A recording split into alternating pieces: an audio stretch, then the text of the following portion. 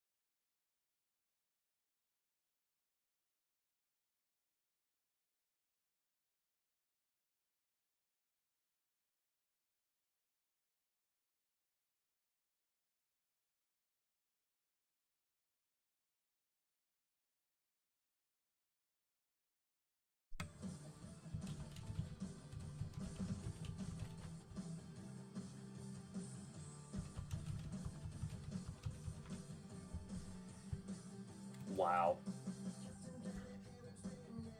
Not again, here we go. What you say? I don't know, no.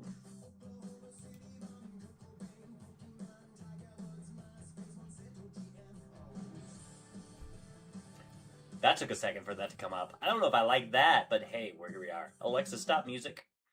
Alright, hello and welcome, you Incredibles. It is Gaming with Phaze. We're continuing our Beacon Pine playthrough. It looks like we've gotten pretty far, so I'm hoping we'll finish it today, maybe? Or tomorrow? And we'll start some other stuff. So let's just dive right into this game. Yeah. Chapter 7. That's right. The interrogation of Hiram Tolliver. Still unconscious, Mr. Tolliver slumped heavily in a shoddy old chair. Oh my. His hands were bound with rope, his feet tied with some loose string. The kids huddled in a circle, discussing their plan. One thing was certain. Ooh. They couldn't just let Mr. Tolliver go. Well, if they hadn't done anything, everything would have been fine. They needed to know what he was doing in Luca's house. I mean, that's also kind of fair. That is a strange one. After some deliberation, it was decided.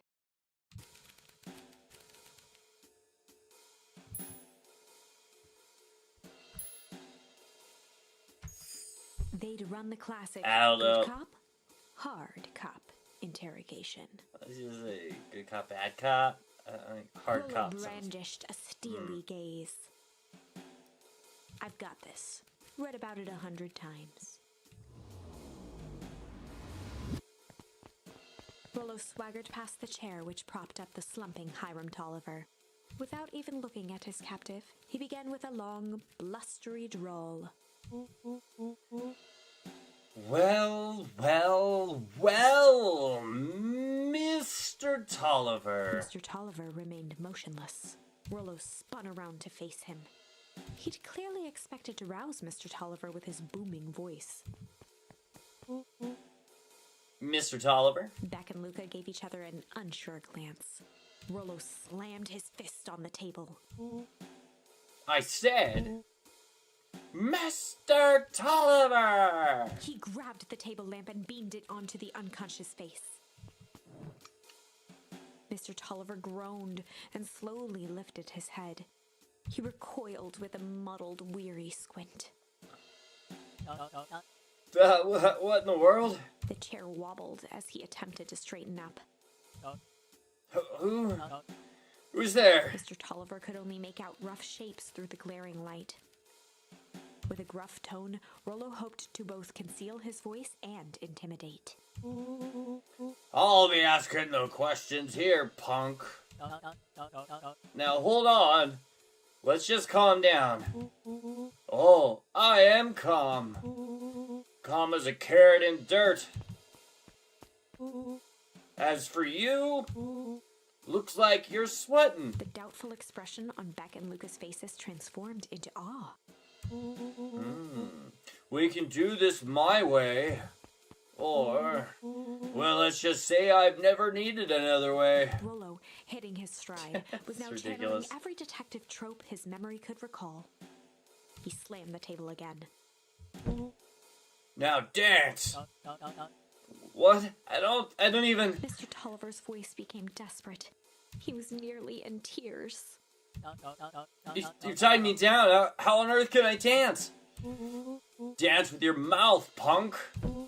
Spill the beans. What are you doing poking around this house? I'm here to help Juniper. To make sure everything's ready. Oh, so you're in cahoots with Gran? Gran? Mr. Tolliver was in a daze, now more confused than ever. Gonna help her blow up the festival, huh? Blow up the festival? Good lord. He shook his head, feeling more and more dizzy. No, you've got it all wrong. Where is she now? She's headed to the source. Source? What's the source? It's where... His voice faded to a whisper. Hey, Pup Maestro.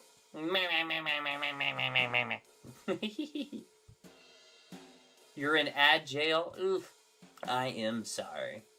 Twitch can be rather fickle at times, don't you know? And to you. You're the cutie. I'm just here. The town began. Where it all began. What is Operation Sparkplug? With that, Mr. Tolliver passed out cold. Rollo swung around with a repentant grimace. Interesting. Very, very interesting. Damn, Rollo. I think you went a little too hard on him. What did he say about the source? It's where the town began? We need more information. Yeah, but we'd better not push Mr. Tolliver any farther.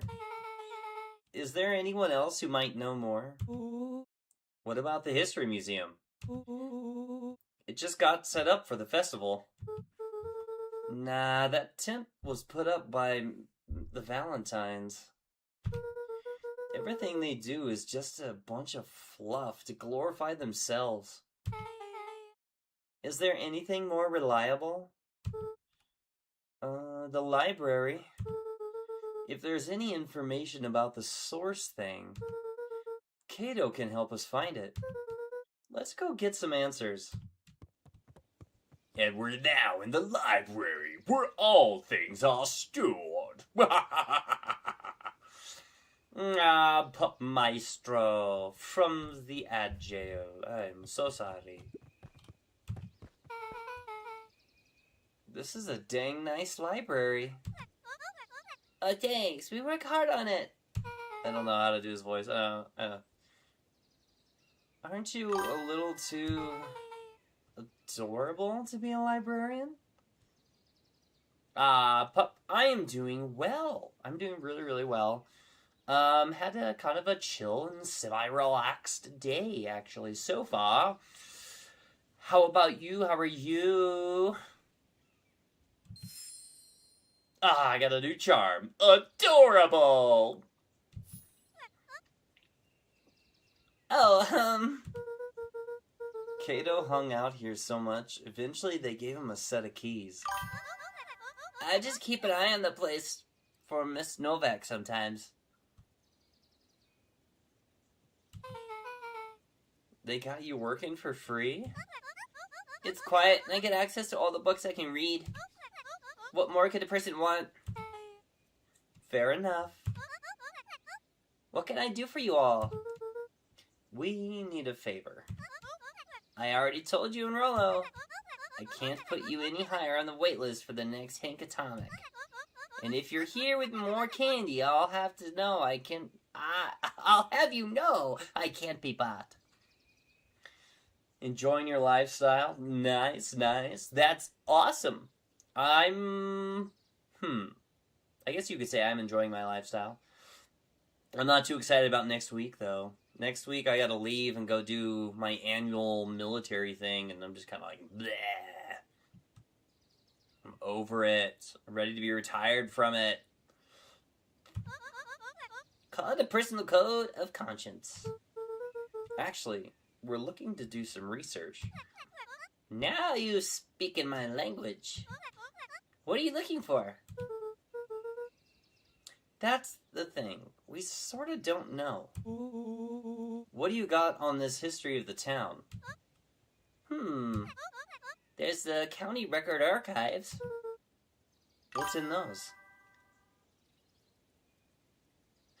I hope it'll go by quickly, too. I mean, I signed up for it, so, I mean, poor me. Oh, wait, so much of that. But, I mean, I've done it for 18 years, over 18 years, and, like, kind of, a lot of that was active, and now I'm back. Now I'm doing the 2-day-a-month thing, but then I've got 2 weeks out of the year I got to do annual training for my last little bit before retirement, but I am just, like, bleh. Whenever it comes up, I just feel like bleh. Births, deaths, newspaper clippings, stuff like that. Pretty boring reading. But they do go all the way back to when the town was founded. Great, we'll start there. Chapter 8. Ah, yes, finally we made it to Chapter 8. We've had progress. 6 feet under, 3 towns over. The kids spent the rest of the afternoon combing through dusty piles of old county records, desperately searching for anything that could help them make sense of Mr. Tolliver's cryptic utterance. Ooh. Luca tried to shake the thought of Gran's basement, but his focus wavered. Explosives, messages hidden in jam, dossiers on various town figures, and a corkboard threaded with photos.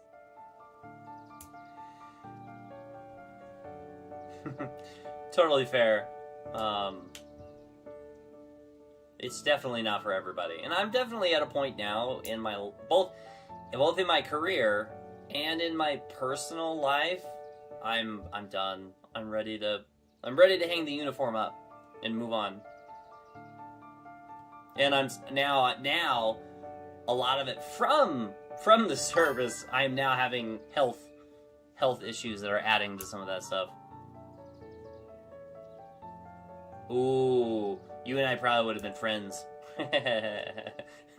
I am one of those people. I am a bit of a brat, and I ask a lot of questions. But it makes sense, because as a logistician, which is what most of my career have been, I'm the guy that has to ask the questions.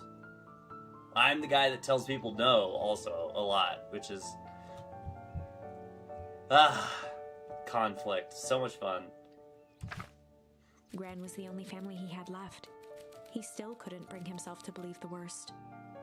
But the old map with the symbol of explosives in town square made that difficult.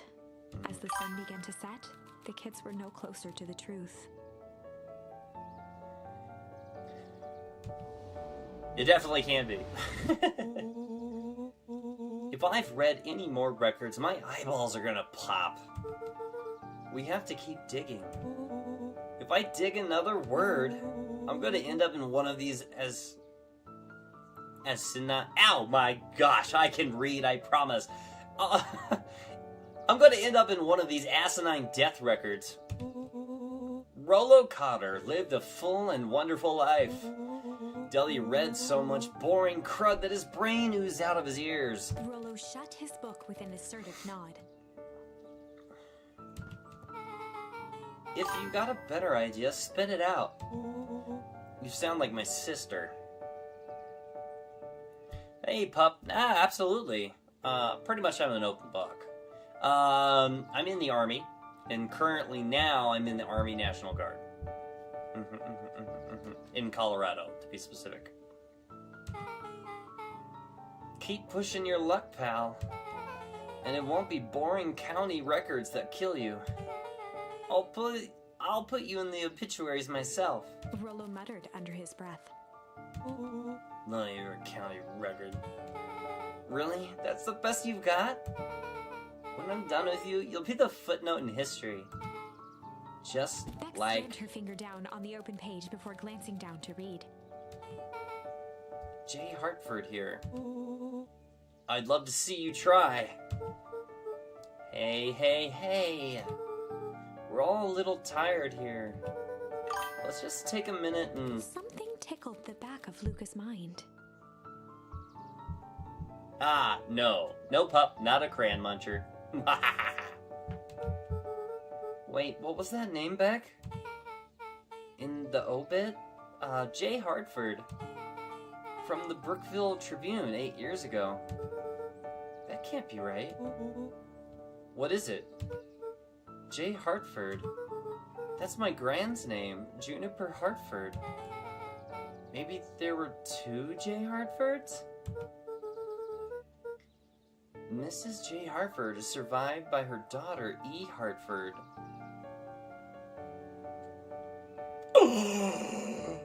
Oh my gosh! Wait a minute. What? Hold up. Hold up. What if Gran, this whole time, the woman, Granny Juniper Hartford, actually is Luca's mom? She ended up getting hit with the sludge and aged horribly. Oh my god!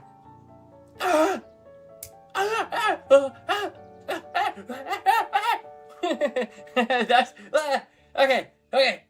Oh no! My headphones popped out. Okay, we're back. Dear God, it's a story. My mom's name is Eleanor. Okay, this is getting creepy. If your gran is 6 feet under, 3 towns over, then who am I living with?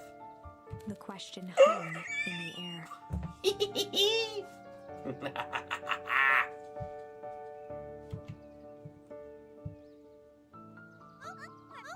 Alright, gang, I gotta close up for the night. Beck rubbed her eyes. Although, pup, I have worked with quite a few crayon munchers over the years. And a lot of other peoples, too. Meh. Boop, boop, boop. Nah. How late is it? Almost 10. Oh, crap. Pa's gonna kill me. I gotta go. Yeah, my parents will be worried sick. Oh, let's meet up as early as we can at the festival tomorrow. What are you gonna do about the unconscious man in your basement? Oh, I'll think of something. Luca's heart was pounding as he Aw, approached the thank house. you for the clip, pup. I appreciate that. It's very sweet. If he was lucky, Gran, or whoever it was, hadn't gotten back yet. And of course, there was Mr. Tolliver tied up and unconscious in the basement. Dealing with him would be the first order of business. Luca shook out his arms to calm his nerves before entering. Aw, I really do. I do really appreciate it, though, pup. I love that. Ugh. He held perfectly still, tempering his breath, and to listen closely. She was asleep. His only hope was that she hadn't found Mr. Tolliver before dozing off.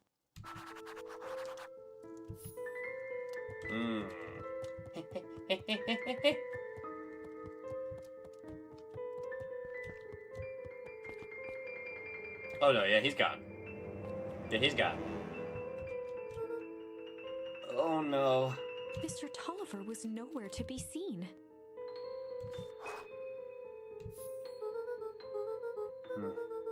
Maybe he woke up, escaped from his bindings, and left without a trace? Or maybe Gran knew everything. What do I do? Luca's hungry stomach groaned. Not realizing it, he'd gone the entire day without eating. Okay, I can figure this out. Just need a little brain food. Luca rushed over to the pile of jam jars, unscrewed one, and shoveled a handful into his mouth. That was adorable. I'm afraid your jam delivery will be delayed. He flipped the lid to read the label. Mr. Nuncreed. Okay, now I can think. So if Gran knows we tied up Mr. Tolliver, I'm screwed. If she doesn't know, then I need to play it cool. I guess the only option is to go to bed and I guess the only option is to go to bed and act as if nothing is wrong. Gran will think Mr. Tolliver finished what he was sent to do and left when he was done.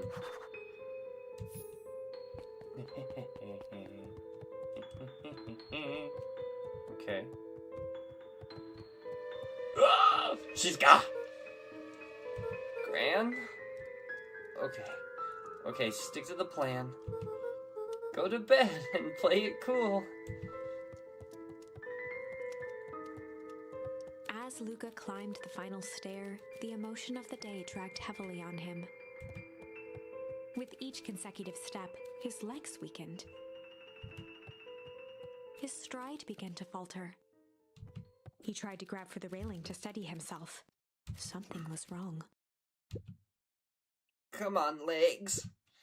Just a few more steps. Luca groaned Oh. and tried to move. Oh. His limbs might as well have been bolted to the ground. Through numb lips, he mumbled just before falling asleep. The jam. I'm thinking the boy. I'm thinking so too, or at least. Sweet boy, what did you get yourself into? At least it had some kind of a sleeping agent in it. Maybe not necessarily poison. Rest now and let me handle everything. Dong dong. Man. Chapter 9. Oh my gosh, we're making it. A speech to end all speeches. We're making our way downtown. Here we go. When we're in chapter bound. I don't know. Nah, never mind. Luca awoke to find himself face down in bed. He moaned into his pillow. Why would Gran drug him? Or rather, why was she trying to drug Mr. Nuncreed? Which one's Mr. Nuncreed? Mr. Nuncreed's the dog, right? The guy that's over by the phone booth all the time? Or his shop is in front of the phone booth. And he likes Juniper. Maybe, I think that's Mr. Nuncreed. It doesn't matter. He's a bad Shaking guy. the questions from his woozy head, Luca snapped back to the matter at hand. The festival! I don't know why I'm making those noises. They don't matter.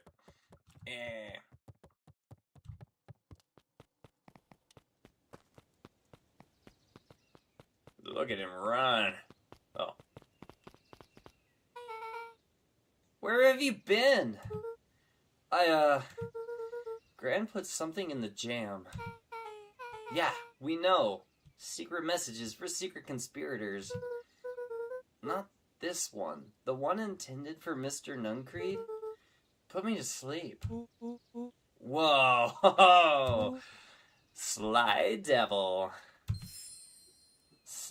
Cute sticker. I love it. I think she's trying to remove him from the equation. He might be in danger. Have you found anything? We looked around, but haven't seen anything odd. Your Gran is nowhere to be found. But Mr. Nuncreed is just loafing around waiting for the speech. What speech? Major Gus just got up to the podium. Everyone is gathering at the stage. Let's get moving.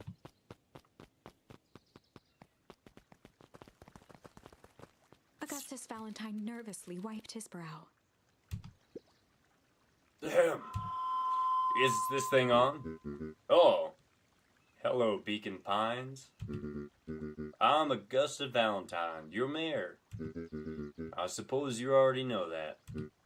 Oh yes, before we get started, I just wanted to take a moment to recognize someone who couldn't be here today.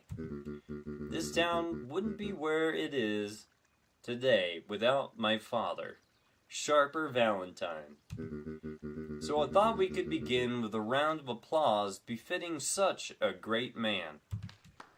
Yay!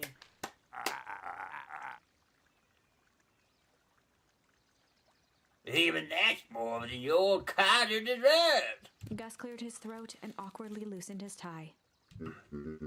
Right. Where was I? William Kerr bounded on the stage with the energy of a preacher at a big tent revival. Gus Valentine, everyone! He gave Gus a hearty slap on the back and motioned him off the stage. Let's hear it for our mayor! What a great turnout. Ah, heck, I didn't prepare anything. That's a lie. But I suppose I could say a few words. Would it be a shame to waste such a beautiful podium? Mr. Kerr pulled a thick stack of note cards out from his vest. Of course. Community, conviction, commitment. These are the things we celebrate at Perennial Harvest. For us, these are the pillars of the bridge to a better tomorrow. But I think it's time to add a new pillar. Change. Change is a powerful thing. It's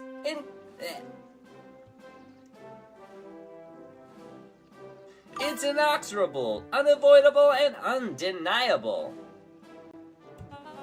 And I am daggone thankful for it. Change is the reason we're all together today. It's hard for me to believe that it was only 4 years ago when fate brought me here. A simple business trip which brought me to a small town, which would change my life forever. Mr. Kerr took a moment to survey the crowd. Of course he did. That's the perfect timing for it. You know what? He wiped away a single tear. Oh my god. From the second I set foot in Beacon Pines, something about this place has held me captive. You see, change represents opportunity. It represents potential. It was change that helped me recognize the potential of this place. To see that the people of this town, despite suffering great loss, still held on to things that made them special. He thumped the podium to emphasize each word. Community, conviction, commitment, change. Mr. Kerr nodded confidently, biting his lip. The crowd was silent, in rapt attention. Fate made a perfect match that day. Nothing is more important to you all than community. And Perennial Harvest is a community first and foremost. Mr. Kerr methodically made eye contact with each section of the crowd. The only way you made it through the foul harvest was an unshakable conviction. A conviction that a better tomorrow was just over the horizon. Perennial Harvest was founded on the conviction that we are that horizon. This festival is a symbol of our commitment to each other. His voice began to build to a crescendo. I can tell you from playing the last 9 chapters, Pup, Maestro, I would not trust him either. Absolutely not. Brit Kid, hello! What's up? Boop, boop, boop, boop, boop. Welcome, and thank you for coming. His voice began to build to a crescendo, okay? We now walk hand in hand into a future we will shape together. And that is what change is all about. Grabbing the future by the scruff of the neck and making things happen. Change is a choice. I'm tickled pink that we will all be making that choice together. How great is that? Just imagine what we can accomplish. What was that? The crowd began to look around nervously.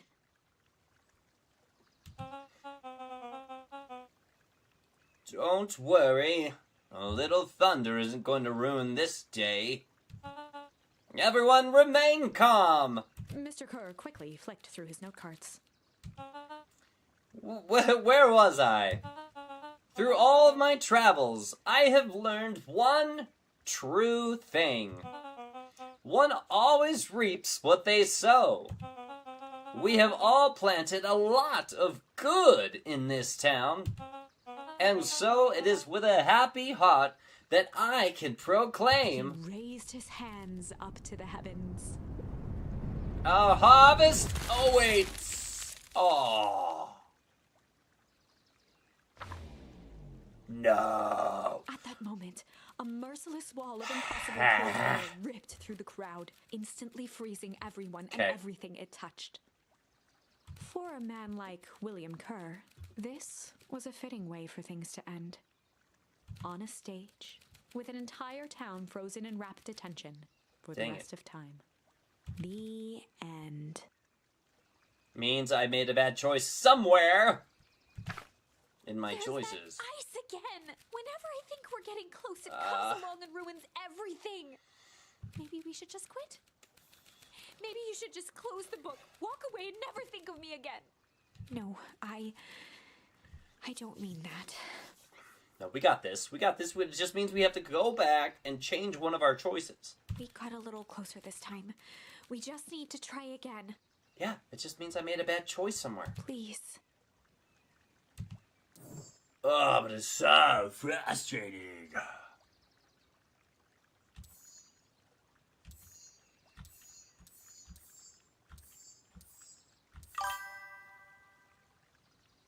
I mean, there's that one.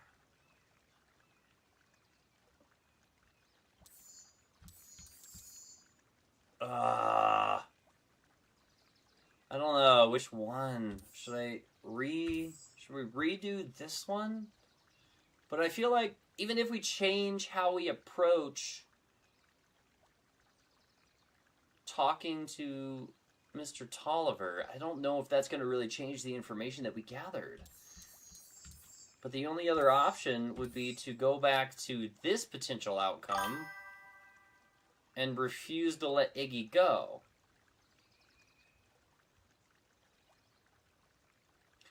Well, I still appreciate you being here, Brick Kid, regardless if you're the only one. Mwahaha. We can still have a story. But, what do you think? I don't know if you've been following along, but basically this is our tree of choices, so we can go back and change our choices a little bit. And Pup here too, yay! We can change our choices a little bit. So here, if it's got a check mark on the right-hand side there, that means that charm's already been done to its full potential. However, there's those two other options because they don't have a check mark. I could go back and try those in the interrogation of Mr. Tolliver, but I don't know if that's going to change the information that he gave us. The only other one would be to this scene here, where Iggy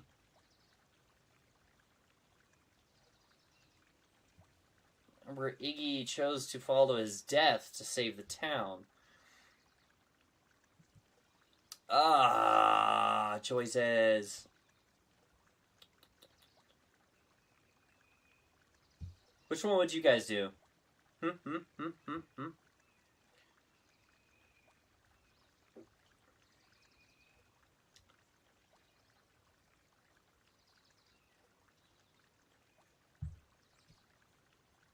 You would try this one? Okay. Let's try it. Let's try it. Let's see what happens. Luca had no choice but to refuse Iggy's request. Luca had no choice but to refuse Iggy's request. He tightened his grip and reached for the walkie-talkie in his pocket. A wild delight crept onto Mr. Kerr's face. That's a good lad. Now, radio for help. Iggy begged Luca with his eyes one last time. but Luca pressed the button and called out. We need help. Mr. Kerr is in danger. It wasn't long before they were once again surrounded by clipboards. Mr. Kerr sighed with relieved frustration. There you are. You really are a worthless lot, aren't you? Mirror, now. A clipboard dutifully produced an ornate ivory hand mirror, and Mr. Kerr began preening his tousled hair. Gross. Ah, that's better. Mr. Van Horn, I applaud your sharp thinking under duress. I'll put in a good word for you with the founder. Take them away. A swarm of hands overpowered Luca. The last thing he saw before a cloth bag was pulled over his head was the defeated look on Iggy's face. What other games do I play? I play all kinds of game. I don't play any new games. So I don't play the same game. I mean, so after this game, we'll have a completely different game, and so on and so forth. The end. Ah, dang it. Okay, so that didn't really help us, pup. Sorry. But that choice didn't help us. I think this was one of those times where doing the right thing was the wrong thing. But hey, now we excluded that. So it is going back to this one. Bleh. Are you asking what games, like, I personally play? Because I do play games that I don't stream with you guys. Good Cop. Chill Cop. Sly Cop. Chill Cop. Let's go Chill Cop. That makes sense, I guess. The classic I don't know. Good Cop, Chill Cop interrogation.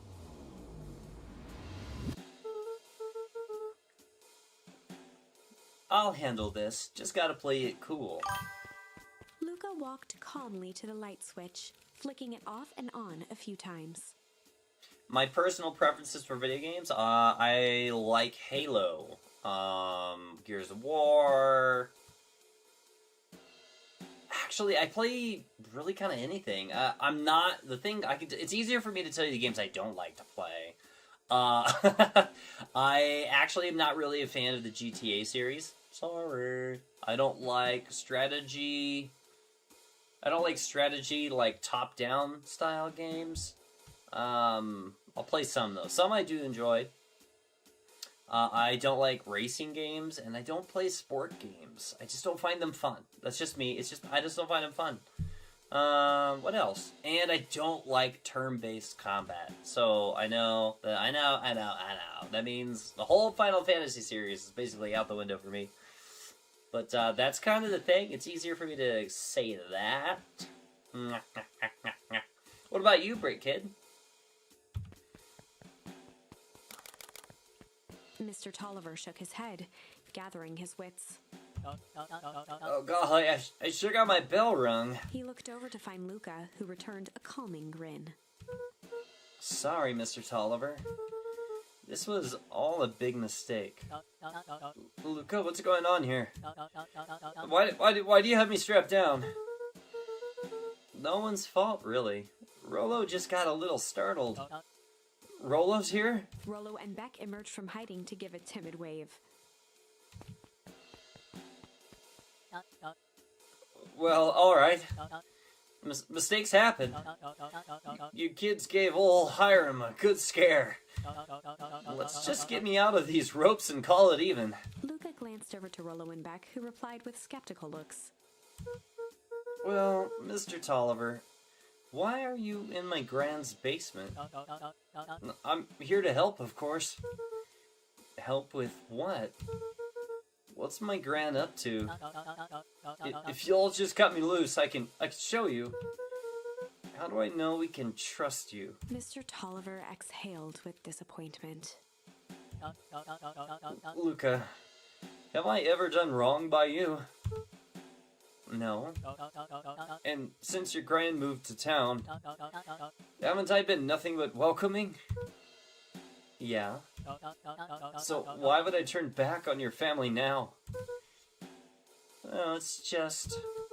all this stuff seems pretty weird. A board with names of people from town. An archive of my dad's old disturbing patient notes. Luca gestured to the corner.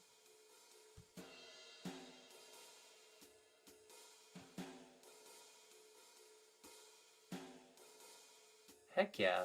Yeah, so I don't really normally do visual novels. So I actually, I'll be completely honest, when I chose this game, I didn't think it was going to be this much of involved as a visual novel. I'm actually having a lot of fun with it, though.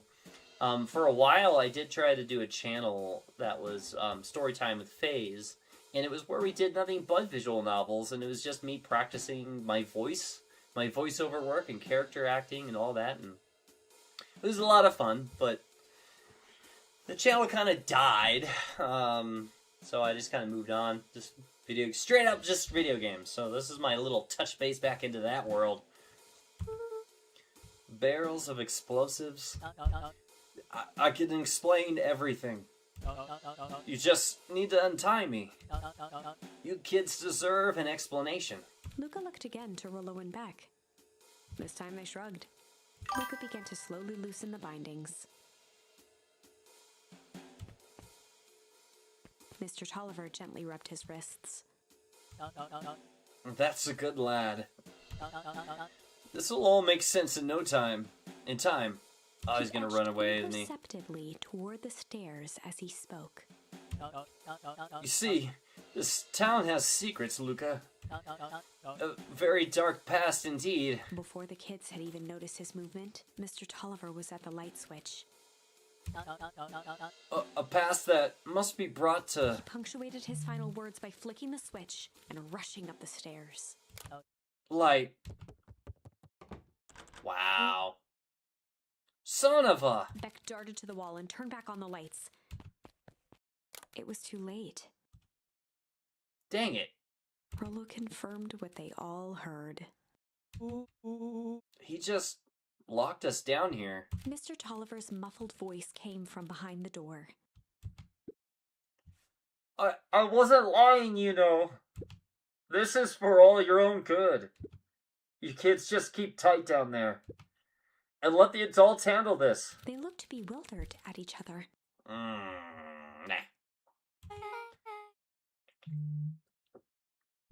Play it cool, huh? Not now, Beck.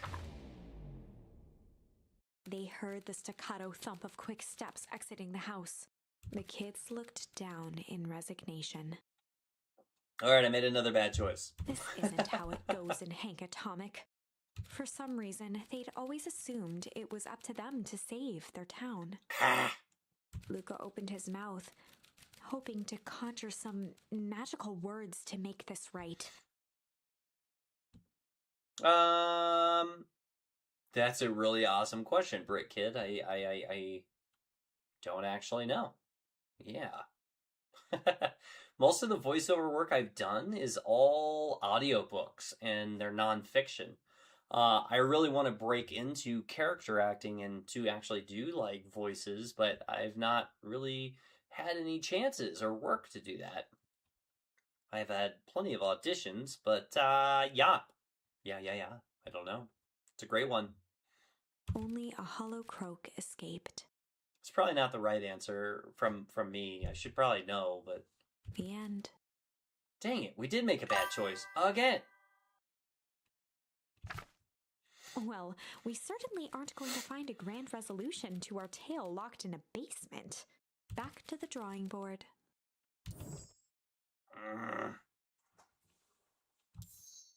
Yeah, so we gotta go back here again. We gotta make the final choice that we possibly can.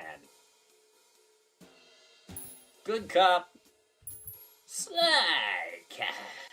Is it Beck? I hope it's Beck. They'd Come run on, the classic Beck. Good cop, sly cop interrogation. Be Beck. Come on, Beck. Luca and Rollo ducked behind a barrel, leaving Beck to her task. Oh, it's Beck. With a few crisp snaps, she roused Mr. Tolliver. Whoa. What's going on here? You're that Modeville girl. Please, call me Beck. Sorry about all this. Mr. Tolliver looked down and shifted a bit, testing his restraints. It seems there's been a mix-up. You see, I'm down here for the same reason you are. Juniper sent you? here? Beck caught herself before letting the surprise manifest on her face. She'd already gotten him to reveal his relation to Gran. Dang. This was gonna be easy. You know, how Juniper is with her precautions. Operation Sparkplug has us all on edge. I guess she thought you needed some backup. But she sent a child? What better way to avoid prying eyes? Who would suspect a kid? I suppose that makes sense. Mr. Tolliver wriggled a bit in his restraints. Oh, I'm so sorry. Beck quickly removed the ropes. That had to be uncomfortable. A little, yeah. But you understand. We never know who to trust in this town. Mr. Tolliver rubbed the growing knot on his forehead. Very true. So, it turns out we're both here to... Beck twirled her hand, as if to prompt Mr. Tolliver to finish her thought. destroy the evidence. Beck shook her head and clicked her tongue. The old gal is nothing if not thorough. Mr. Tolliver let out an amused huff in agreement. Ugh, she sure is. Can't blame her, though. If anyone were to find out that we're going to destroy the source, well, we'd both know how bad that might be. No one will know anything once I finish cleaning things up down here. Beck was on a roll now, playing Mr. Tolliver like a fiddle. You sure you can finish this up on your own? Juniper trusted me for a reason. You can leave the rest to me. Good. There's one more loose end I'll go work on. Loose end? Oh, it's nothing, really. The other day I had the radio on scan while restocking Candy Shelf. And wouldn't you know it, I intercepted an odd phrase in Perennial Harvest transmission. Underground secrets. That's ominous. I think it might be a password, but Juniper dismissed it. Said it wasn't mission critical. What's the password for? We don't know. So we have a password and nowhere to put it.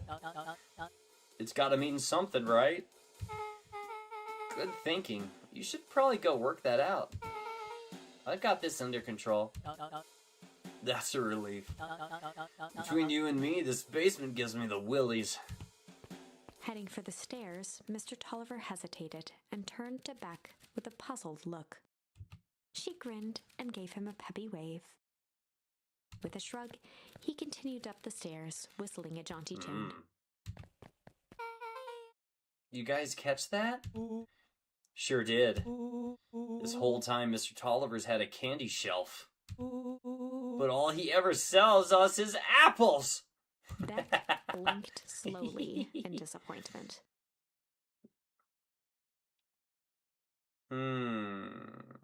It's a fair question, Brick Kid, and I feel that's a very fair question. And not to sound like I'm a gatekeeper on that, but if I give you that, that gives away my real name and all of that stuff. And I'm not ready to put that stuff out there into the furry world, I guess. I am sorry. I know that's disappointing. The password, Brolo. Oh, sure, but once things are back to normal, I'll be having a word with Mr. Tolliver about that candy shelf. Fine, in the meantime, I've got an idea. She turned to the table and began tearing small scraps of paper. He said he heard a password on the radio. Any good spy transmission is never what it seems. Beck marked each scrap of paper and... We just need to find the hidden meaning. Okay. What's another word for underground? Buried? Covered? Could it be a cover-up? Maybe it's one of these each letter is a number things. So U would be 21. N would be 14. D would be... Oh. It's an anagram. Nuncreed's drugstore. Luca and Beck looked at Rollo with amazement. Rollo, that was incredible. Well, it's either that or Kren's nude rug store. Yeah, I think you were right the first time. How did you do that? What can I say? I love ciphers. Well, I guess we know where to go next. Ugh, I don't like Nuncreed. Nuncreed is like an annoying character. Ah! Alright. This is good, though. We're moving forward. No, I don't want to talk to you. I don't want to talk to you. Yeah, I just like, no. Don't you dare talk to me. Although it probably wouldn't have hurt to talk to them. You're late, Augustus.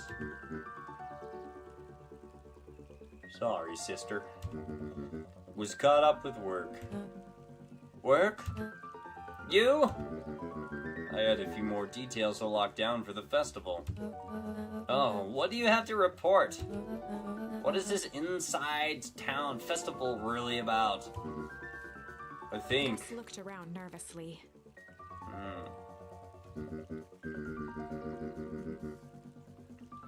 I think Mr. Kerr really does want to do something good for the town. He's actually a pretty nice guy. You should spend some time with him. I put strings, install you as mayor so that you could make friends. I didn't pull strings to install you as mayor so you could make friends. Your job is to help me figure out what Kerr and Perennial Harvest's true intentions are with this town. We have a responsibility. This is our father's town. Yes. Was. Sorry. Excuse me? This was our father's town. He's gone, Eris, and he isn't coming back.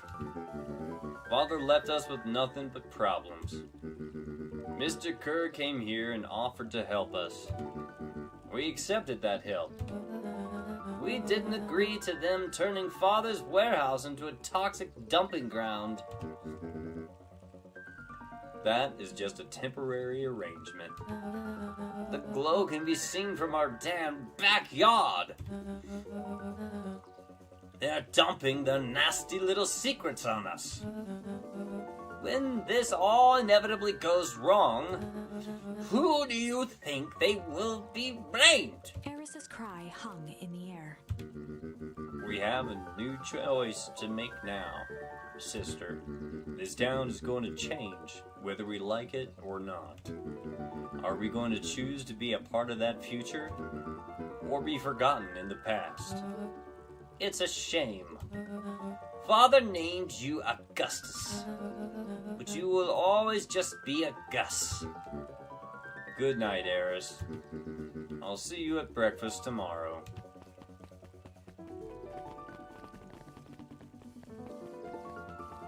It's getting late, children.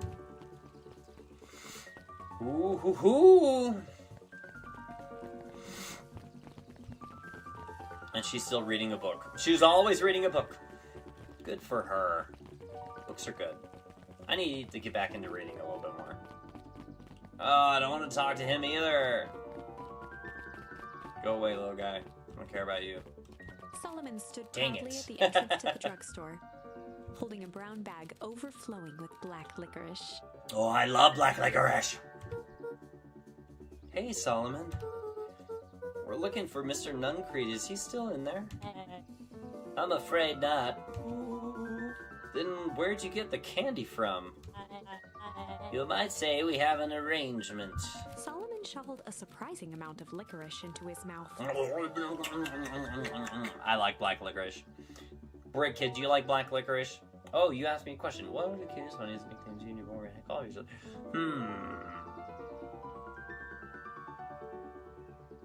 I don't know. I think we just, there's normal ones, I guess. Babe, Sweetie. I call him Foxy sometimes. It's kind of, that's really kind of it. Like, we don't really have any, like, I don't know. There's a small pleasures in life. Though we might not always have family to rely on. Licorice has never let me down. Well, I can't say licorice would be my first choice, but whatever floats your boat. You can tell a lot about a person by their choice of confection. I like black licorice. What's that say about me, I guess? Oh, yeah, I guess. I like sour gobs. I'm certain you do. I always wondered why Mr. Nuncreed kept licorice in stock. You must eat enough of it to make it worthwhile. There are many ways to earn loyalty. For some, it's as easy as cold, hard cash. It's a silly little kid. What's your favorite kind of candy, Brick Kid? Well, he's right, it's locked. There's gotta be more clues. Okay, let's see.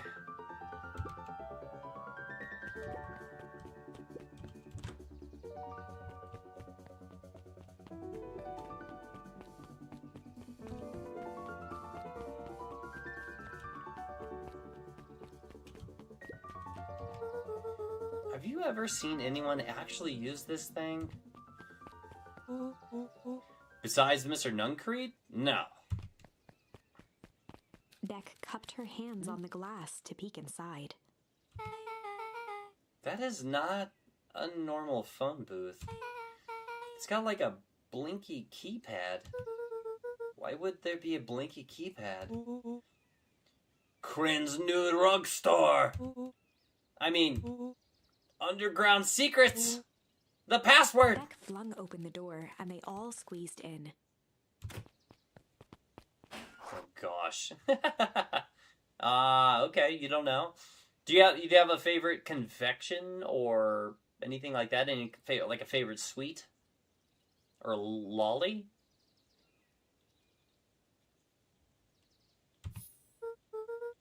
Alright, let's see here. Luca cracked his knuckles and entered the letters into the keypad.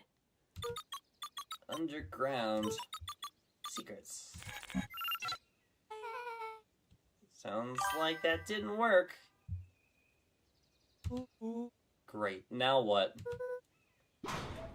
The inside of the phone booth I guess we dropped from its shell. Without even the space to panic, they closed their eyes, held their breath, and accepted their fate. Suddenly, the chaotic descent slowed to an effortless landing. It was unclear where they ended up, but at least it was solid ground. Ooh, yes! The air was stagnant and smelled vaguely of chlorine.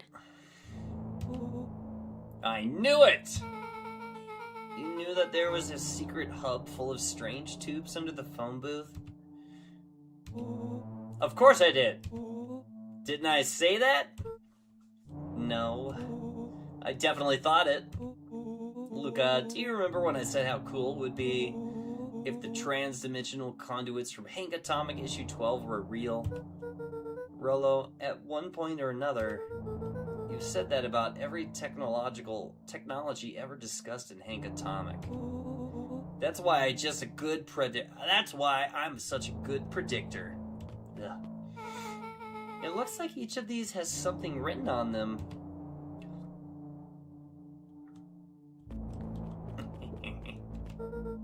Mining Operations Alpha.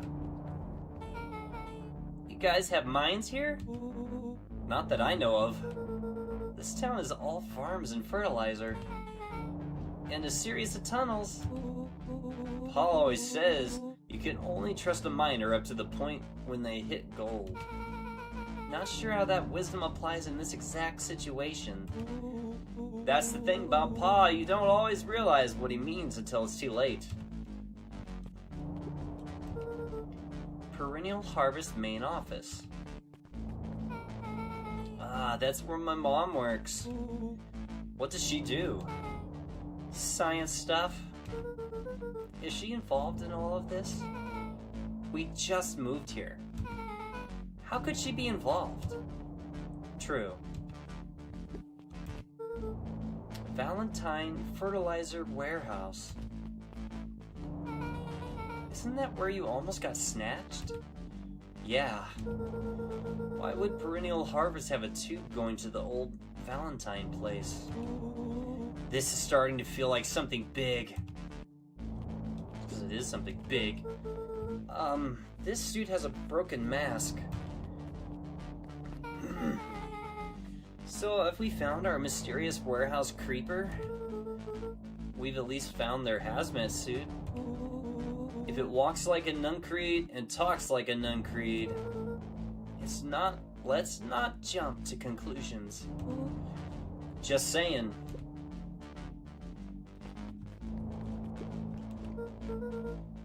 That's a lot of buttons.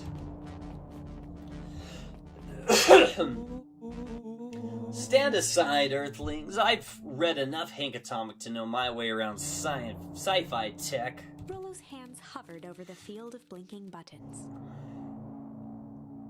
Do you have a favorite kind of drink, Brit Kid?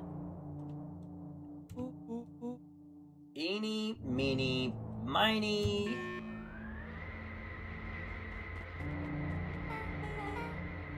Rollo, what did you do? Nothing! I didn't even move yet! What was that? Hide! Where? There's nothing but weird tubes here! Just get back. Oh! Shit. Shit. Shit. Awesome. You all need to come with me now. We aren't going anywhere with you. Not until you've got some answers. Mr. Underground Secrets? I told them it was an absurd password.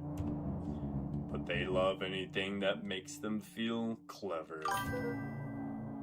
They who? That's no matter. If I can help you hidden until after the festival, if I can keep you hidden until after the festival, I might be able to save your skins. We don't care about our skins. Hold on now, I like my skin. This all stops now, Nuncreed. Joseph waited for a moment in silence.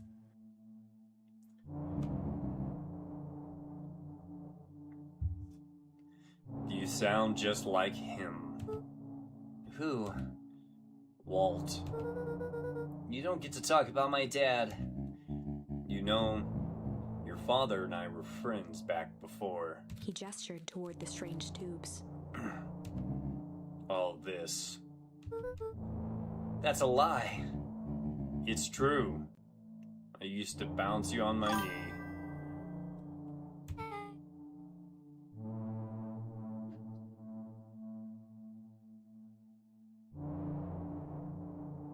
What happened? Same thing that always happens. Reality, complications, life. We were a team, Walt and I. An idealistic doctor and a bright-eyed pharmacist. Both hell-bent on helping folks. So, you were his sidekick? No. We were partners.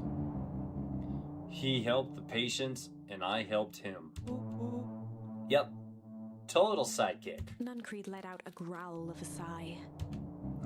Luca, I need you to know this. I need someone to know this. One day, Sharper Valentine comes to us. Says he's got an opportunity. He found something he didn't quite understand. And he was willing to pay us both handsomely to help him understand it. And my dad said no. Your father and I both believed in helping people. But the thing I could never get him to understand was, it's a lot easier to help others if you help yourself now and then. Classic sidekick into villain plotline.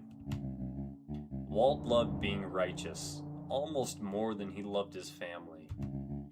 He was wrong about one thing, though. When he begged me not to take Valentine's offer, he said, "Joseph, if a person says yes one time to Sharper Valentine, he'll make sure they keep on saying yes to him until the day he's dead and gone." He shook his head wistfully. Sharper's long gone, but he's still got me saying yes. Is there a point to this sob story? Not really, no. Just an old man trying to delay what needs doing. Nuncreed took a menacing step towards the children. Oh no! I tried to keep you safe. I tried to keep you and Juniper out of this. But you forced my hand. Luca began to laugh. What? You really don't know. My Gran isn't out of this. She's been scheming right under your nose. Juniper? Seems like she's planning on crashing the town's party. She's gonna disrupt the festival? Why would she? The color drained from Nuncreed's face. How does she know? Apparently she knows a lot of things. What? Let's just say this isn't the only underground lair we've busted into today.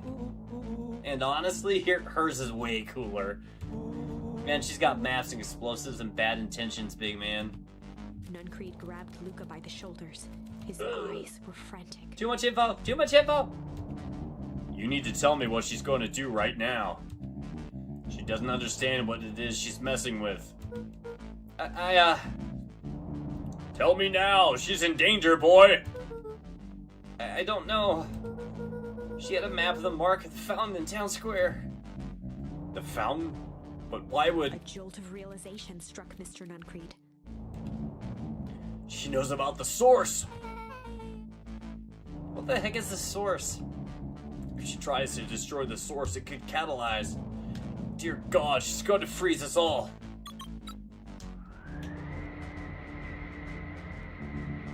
You'll need to run. You all need to run. Run where? Away. As far away as this town as you can get.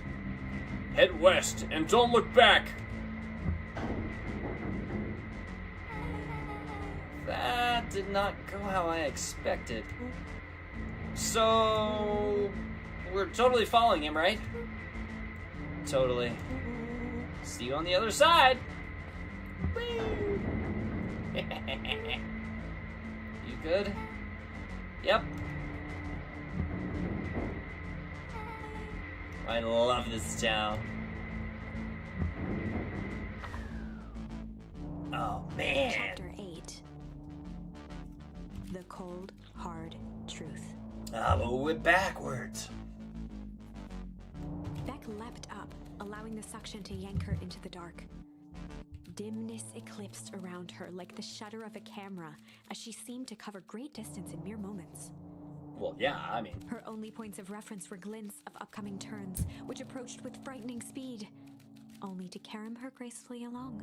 She heard the tinny, distant echoes of Rollo's glee. Once she stopped fighting against it... Probably all the ride giggling was like... impossibly smooth. Oh.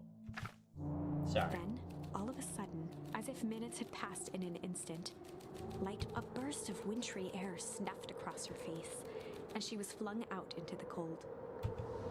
Oh, snap! Wait, where are the footprints of Mr. Nuncreed? Come on, guys. That was... intense? Yeah. I think I might have parted with some fluids in there. Any idea where we are? Somewhere cold. Doesn't look like it got any of us. It didn't feel like we traveled that far. So where did it all go? This place sucks. Why would anyone even want to blow something up out here?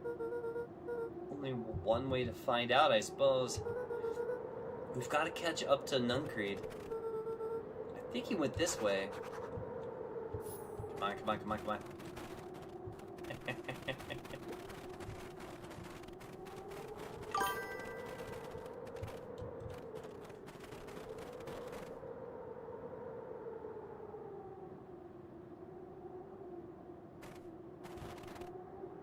Oh, I mean the question about pet names and cute names? That one?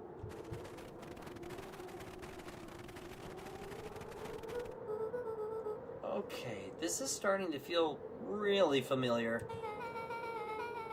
I may not be the most well-versed on all things Beacon Pines, but this does look like some sort of frozen replica of town. Ah, I get it. It's so obvious now. Mr. Nuncreed's an alien. Rollo.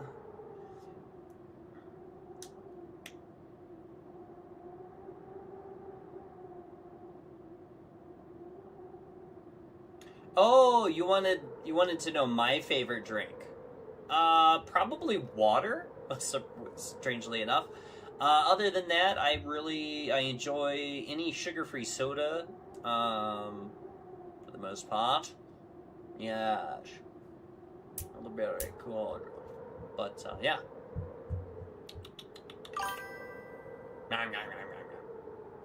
Rollo, stick with me here. His species can only live in sub-zero temperatures. Oh boy, here we go. The source is their base camp dimension, so naturally they keep it cold.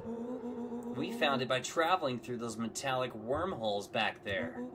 The final objective, kill us all and shapeshift into a Beacon Pines citizen for their choosing. Of their choosing. You really had me. But you very much lost me there. You get used to it. We should keep moving.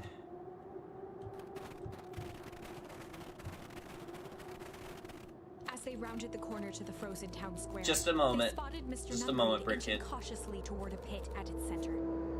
He held his arms out gingerly, as if approaching a beast in the wild.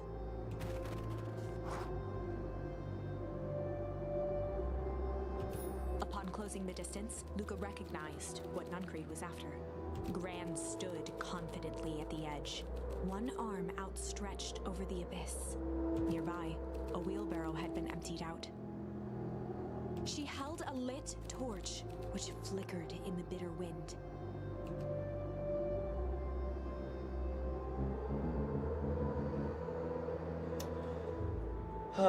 I've not actually had an elderberry or elderflower cordial.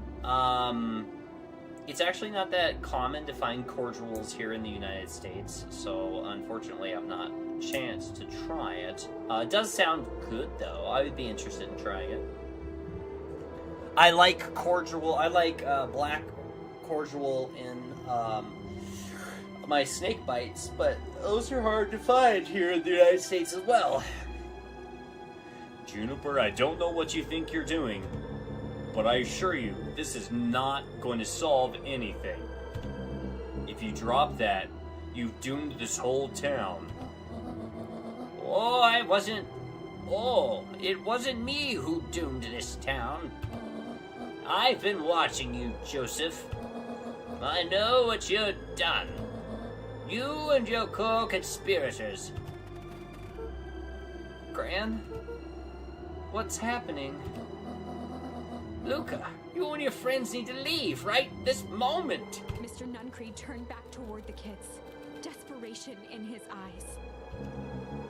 Listen to your grandma, Luca. This is between me and Juniper. Rollo and Beck held steadfast in awe. Luca approached closer. Mr. Nuncreed spun back toward Gran, his voice growing louder. You've got it all wrong, Juniper. Just hand over that torch. You don't understand what you're doing. How could I possibly trust you to do the right thing? Walt told me everything. He trusted you and you betrayed that trust. Luca, Did you know that this man's entire life is a lie? If it weren't for him, your father might still be alive. Mr. Nuncream winced with anguish. His voice hardened. That's not true. They both now yelled, not to each other, but at fate itself, making their peace with long-held burdens.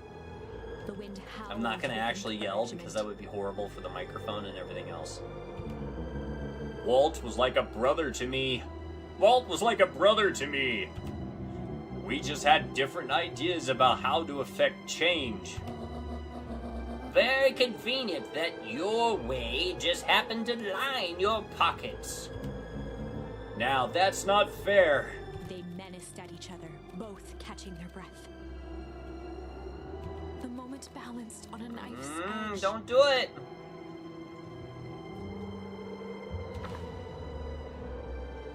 Amid a blur of emotions and memories, Luca's mind flooded with questions.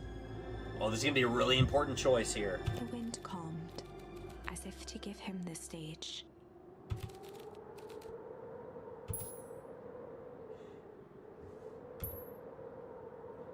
Oh.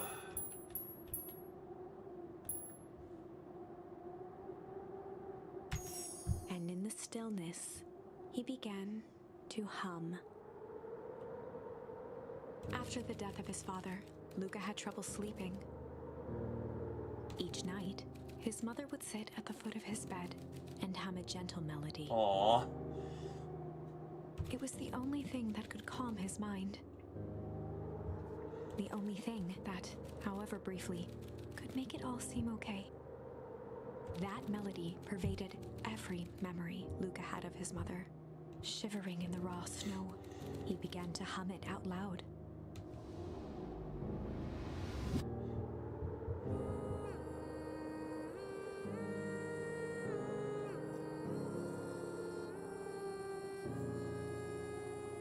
Come on. Be the change. Be... Let's not do this. Let's not do this. Don't drop Gwen it. lowered the torch, listening closely. As recognition slowly set in, her heart sank. Those countless nights of consolation. The incomparable loss they shared together. She let the torch fall to the snow and sizzle out.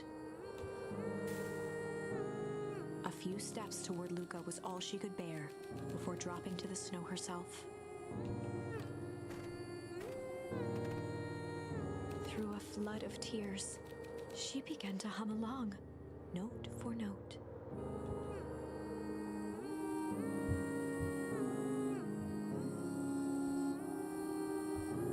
Luca lifted his head in astonishment. The last time he heard that melody was the last night he saw his mother. How do you know? I'm sorry, my little buckaroo. Buckaroo? The only people who call me that are my dad and your mother. Luca blinked through blurry, watery eyes, trying to see more clearly. He could just make out the impression of a familiar face. He peered across the snowscape at the woman on her knees. Something about her was undeniably his mother. I knew it! Only smaller, older, changed. Mom? That's right, buckaroo. Mom! Luca sprinted as Sorry. fast as he could toward his mother. They held each other close, and the cold retreated from their bodies. Eleanor? I thought you were gone. You should have known I would never abandon my son. Eleanor looked down at Luca, tightening her embrace in an appeal for forgiveness. Oh! You're a smart man, Joseph. I thought you had pieced it together by now. You were exposed. Mom, I don't understand any of this. What happened to you? Where did you go? Why did you leave me? I never left you. I was always right here, Luca. Why did you lie to me? It tore me up, Luca. But I did it to keep you safe. I thought that getting answers would help us both move on. But the more I discovered, the more I realized the danger we were in. Until perennial harvest was stopped, it was better if everyone thought I was gone. You could have trusted me. These are bad people, Luca. They won't stop until they get what they want. And they don't care who gets hurt in the process. Then what do we do? We have to stop them. Joseph slumped into the cold, wet snow. They can't be stopped. This is too big. I tried beating them at their own game. I'm done fighting fire with fire. For the first time in a long time, her voice felt like her own again. No more lies. I see now. There's a better way to stop perennial harvest. The cold, hard truth. Luca gazed down at Nuncreed with pity. He looked small. Joseph stared into the snow, as if searching it for answers. Come on, everyone. We've got a party to crash.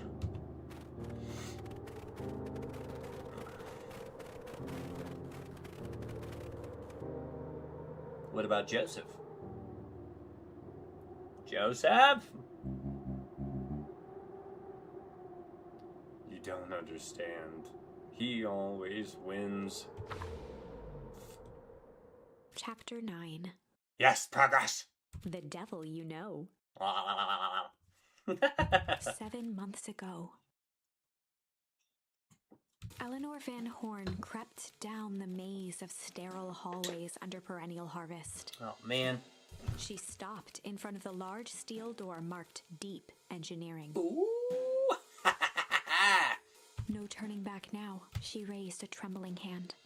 The stolen keycard worked as promised, and the door buzzed open with mechanical efficiency. She was immediately hit with the smell of disinfectant. It was some sort of laboratory. In one corner was a desk covered in papers.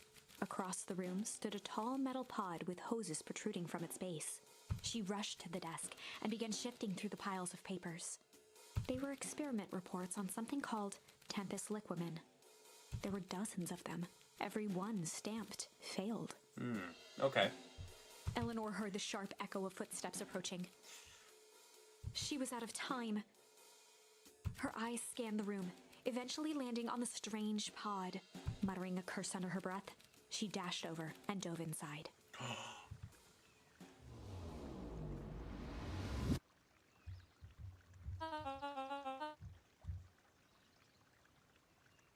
And that is what change is all about.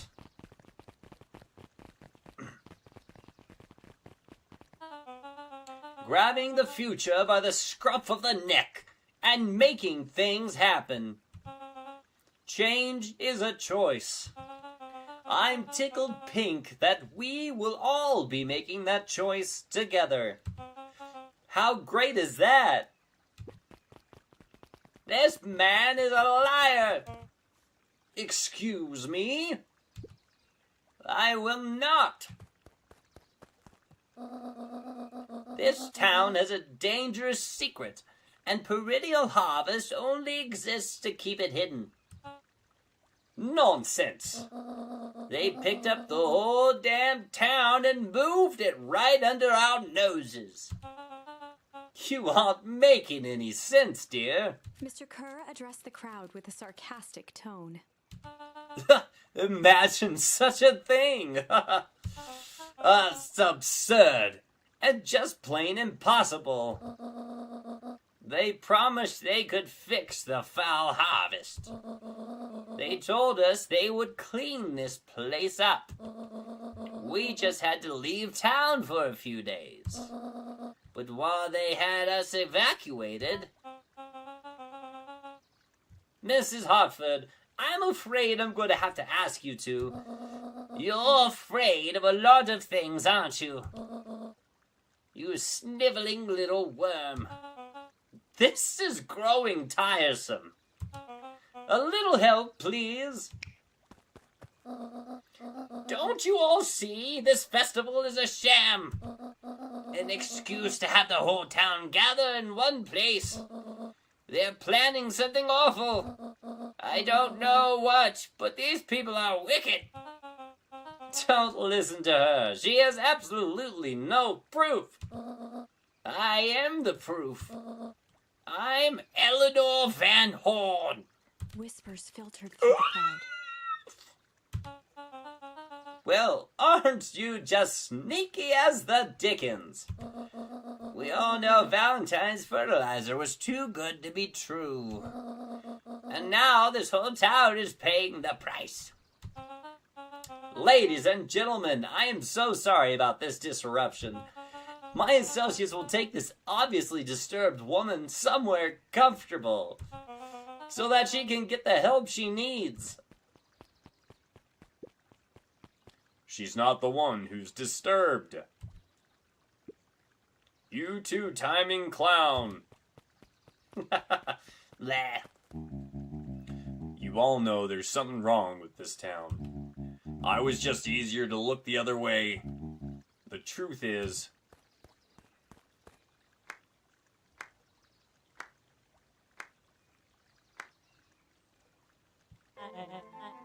That's quite enough, Mr. Nuncreed.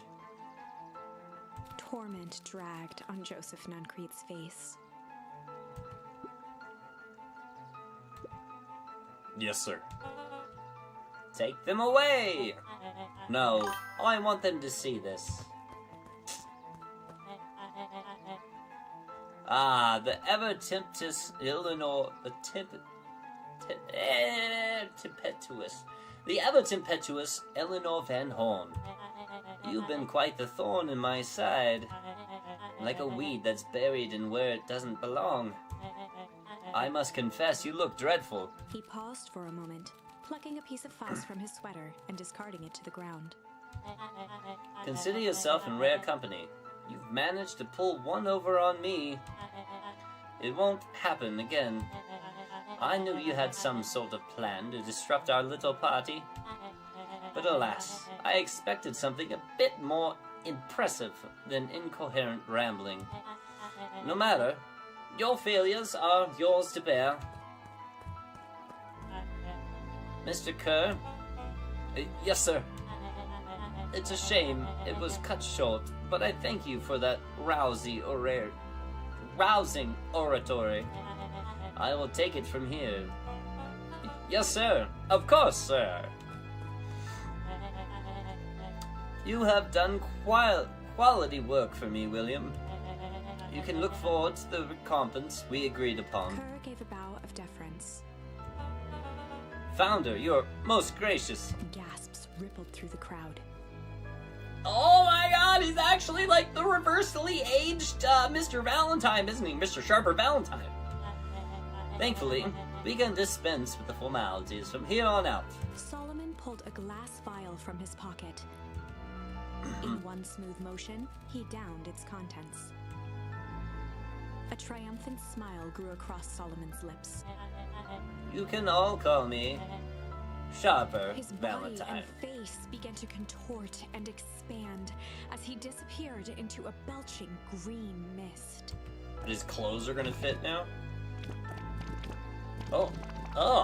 He's all over. A hushed horror gripped the Oh my god! This is a story about change. Oh. Oh, no! So you didn't see that coming. Good. Sharper examined his new hands. Well, this is quite the improvement. Everything looks so much smaller now. Eleanor was right about one thing. This festival was a ruse. I wanted you all to witness my glorious return with your own eyes. Why does everyone look so downtrodden? This is a celebration, people. Maybe it would help if we set the mood. Mr. Kerr, be a dear and reveal the sign. Sharper Valentine. Wonderful. Sharper choked out a crude squawk of a laugh. Frustrated grumbles sprinkled through the crowd. Sharper, you malicious bastard. Malice. Ooh, I got a new charm. I'm glad you're back so I can tell you to your face. You destroyed this town. He ain't gonna let you get away with it again. Sorry, but this is not the time for audience participation. Some assistance, Mr. Kerr? William Kerr gave a subtle nod to the clipboards. You coward! Does anyone else have something to contribute? A helpless quiet settled over the crowd. I thought so. Did you all truly believe you could be free of me? A town of complete and utter fools. You people should be celebrating my return. You're clearly lost without me. My mic sounds weird? Like how? Ski Fox, how does it sound weird? And that leads me nicely to my children. Daddy? I gave you both the greatest gift a parent can give. The opportunity to prove yourselves in my absence. Squandered. To say I'm disappointed would be an understatement. But Silence, Augustus. An adult is speaking. I don't know which is worse, a son who's completely hopeless, or a daughter with such potential who inevitably lets me down. Eris, you fail me with admirable consistency.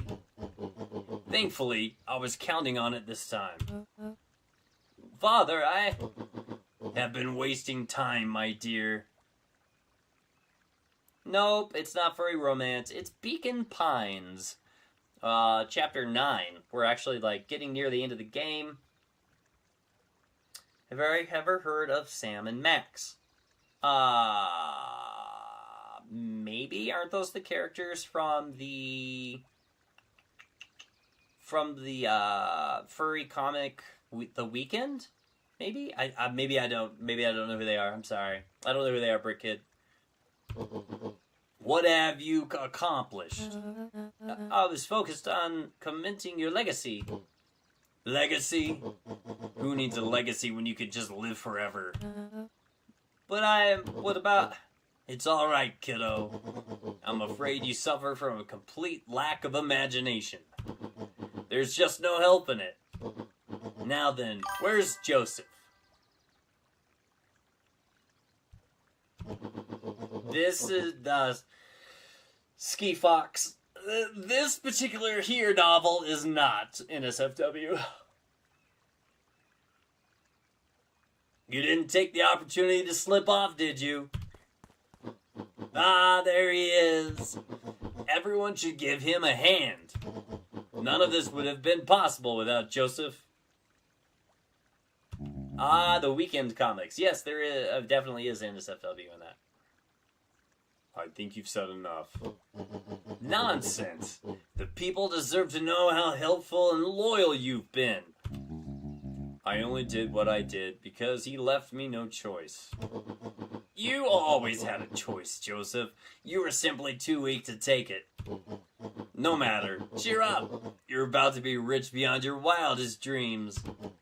You should follow Mr. Kerr's example. When I found him, he was in a sorrier state than any of you. An aging actor, desperate to recapture his youth. He played his part, and soon he'll be able to play the leading man again. Forever, in fact, if he remains loyal. That goes for all of you. Well, those who haven't already frittered away my goodwill. Beacon Pines is mine again. And I'm willing to share its spoils in exchange for absolute loyalty. Are you saying William Kerr was never in charge of perennial harvest? Ha! You think that puffed up blatherskite could have accomplished all this? Don, I suppose it's time for your big exclusive. Sharper addressed the crowd with indignant pride. He'd planned this moment for so long that now, at the deed's fruition, it almost felt frivolous. Interesting. That I did not see coming.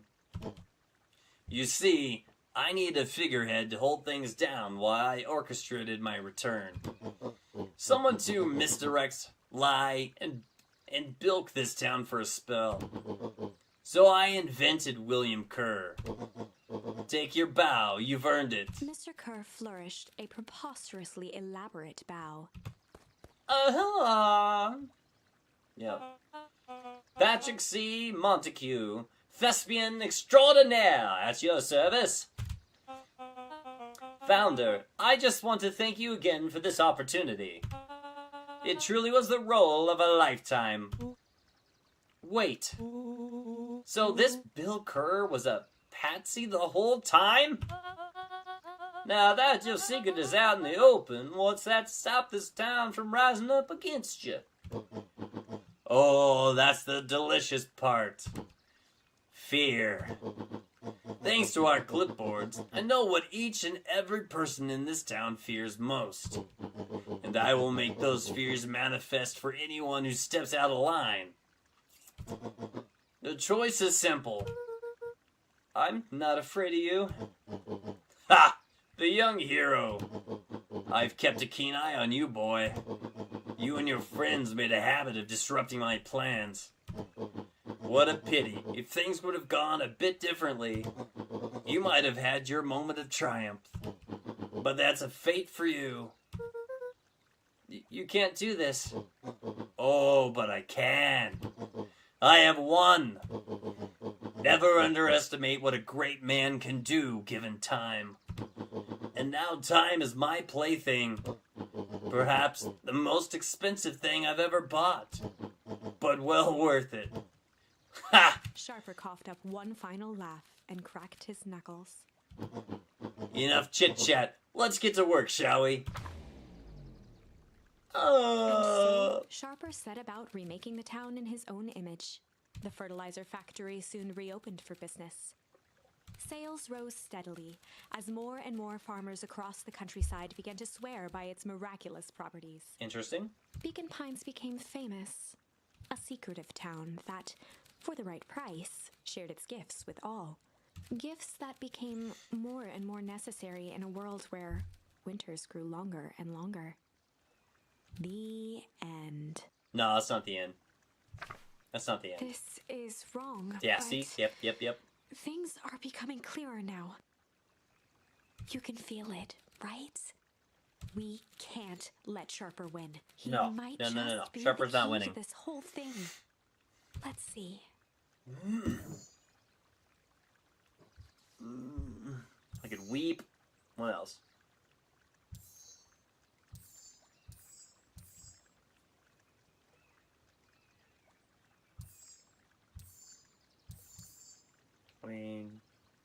When is the soul?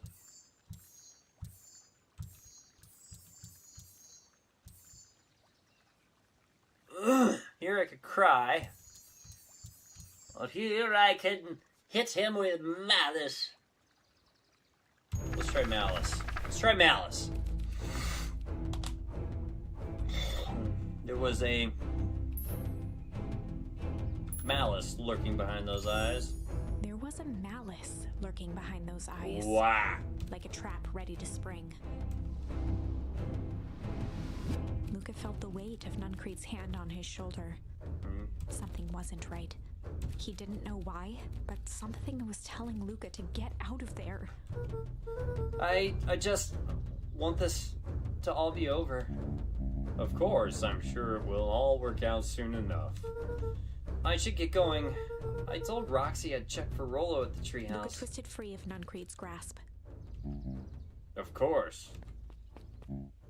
Luca, you know your dad and I were good friends back in the day. You can come to me with anything. Anything at all. Okay, I don't agree with that. You are a liar. You're a monster, Mr. Nuncree. A monster.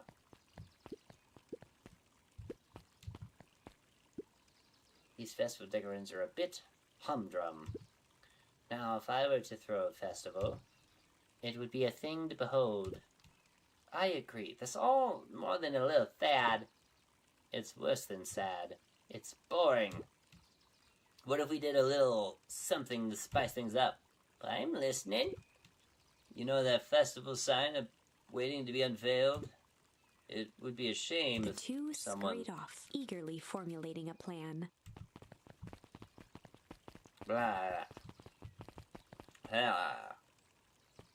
Alright, cool. Good for them. Oh no. Identify yourself, please. Nellie Mondwell? I work here now. I'm unable to locate you on our staff roster. Oh, I don't officially start until tomorrow. Mr. Keir said I could come in early tonight to get a few things done. Hold, please. Clearance authorized. Thank you. Our harvest awaits.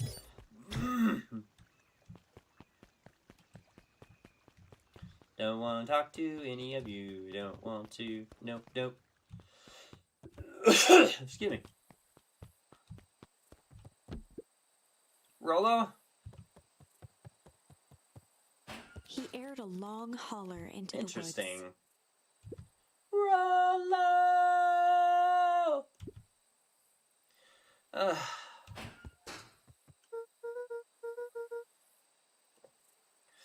Rollo, wherever you are, I hope you're okay. Luca felt his eyes getting heavy and plopped into the beanbag. Wait, how far He back did this conceded take to us? its lumpy embrace.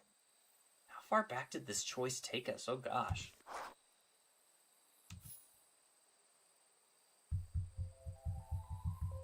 Once again, Luca found himself in a vast black expanse. So expansive. This time, he knew exactly where to go. Ooh, yeah? Where? He took a single confident step forward. The world flickered and pulsed. He found himself standing in front of the frigid air of a blazing campfire. The source. He plopped down cross-legged and gazed into the cold flame. Soon enough, the fire began to die out, popping sporadically, until all that was left was a single ember. Excuse me. Luca stood up and dusted himself off. He plucked the glowing ember from the cold ash, examined it, and slid it into his pocket. A keepsake. The voice of his father spoke behind him. "You made me proud, Buckaroo." Luca turned to face him. "Dad, what is this place?" A warm grin grew across his father's face. "A place where everything that has been and everything that could be all wait together." Luca found himself staring at his father's face, trying as hard as he could to memorize every single detail. Wait? For what? Another voice spoke out as Luca's doppelganger stepped forward. "That's up to you." Without knowing why, Luca began to weep. Is any of this real? Are you real?" Luca's father bent down to smudge away a tear. "Of course. I'm as real as the part of you that misses me." Luca turned to look at the older version of himself. "And you?" The doppelganger choked back tears. "I'm as real as the part of you that's angry he's gone. Does that make sense?" Through his tears, Luca laughed. "I think so." His father pulled him in for an embrace. "Time to go, Buckaroo."